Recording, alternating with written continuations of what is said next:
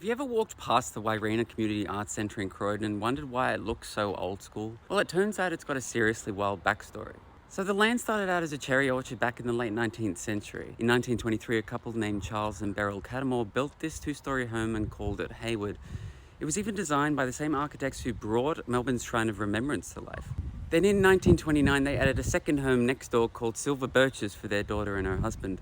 Now, over the decades, the place has changed hands a number of times. It was renamed Wyreena in the 1940s, and in the 1950s, it actually became a convent for nuns and a business college for girls. But here's the wild part. In 1977, developers bought the whole site and wanted to knock it down to build 30 townhouses.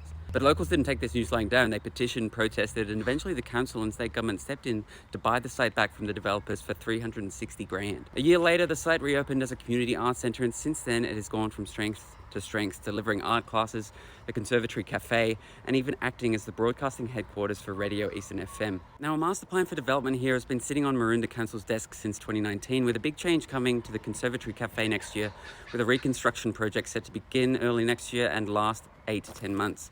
In a statement, Maroondah Mayor Kylie Spears said the council was in the early stages of planning the reconstruction of the Wyreena Conservatory as the building has reached the end of its useful life. She said the project would be in line with Heritage Advisor's design recommendations. So, what are some of your favourite memories here, and what do you want to see as part of the next era of its life?